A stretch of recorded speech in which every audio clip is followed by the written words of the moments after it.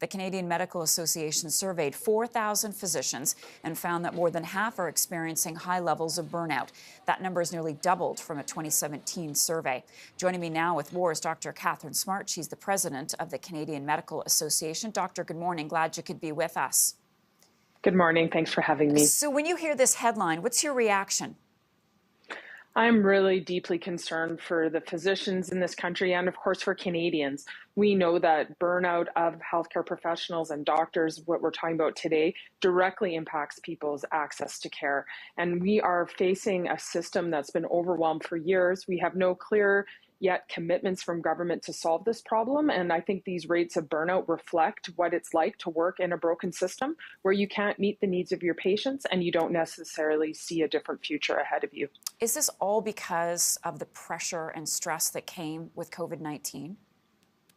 I don't think it's only that. I think what COVID-19 was an additional pressure on a healthcare system that was already starting to crumble. And it was the pressure cooker that really pushed us over the edge.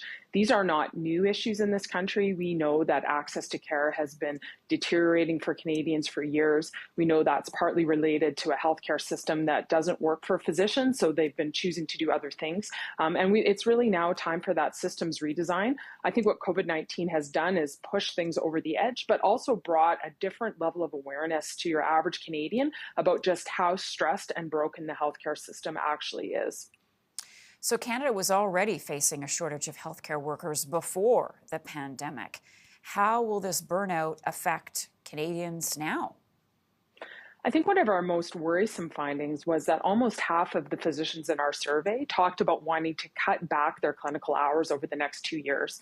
So knowing that we already do not have enough doctors in the system to deal with the patient demand, and knowing that almost half are thinking about working less due to crushing workloads, a lack of work-life integration, and just the burnout that comes from working in that broken system, I think it's really deeply concerning what that's going to mean for Canadians over the next few years in terms of being able to access the healthcare that they need.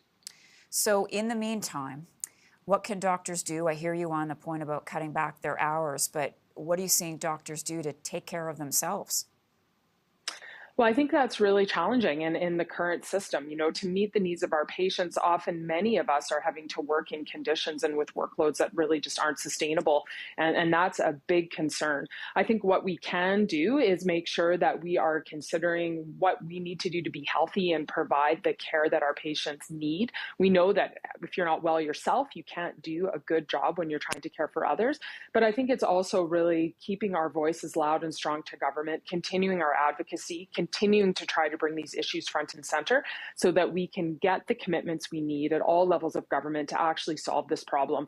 Because what doctors want is they want to be able to meet the needs of their patients. They want a system that's sustainable and working. And that would be a huge remedy to the burnout that we're seeing. Dr. Katherine Smart with the Canadian Medical Association. Thanks so much, Doctor.